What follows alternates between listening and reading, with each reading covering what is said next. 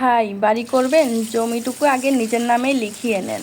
তার আগে একটা ইটও বসায়েন না, কারণ বাপ মা খুব ভালো করে জানে কোন সন্তানের ঘাড়ের উপর পা দিয়ে বাকি সন্তানদের ভবিষ্যৎ গড়ে দেওয়া যায়। আর এইসব ঘটনা আপনার সাথে ঘটবে, তারপর আপনি শিক্ষা নেবেন?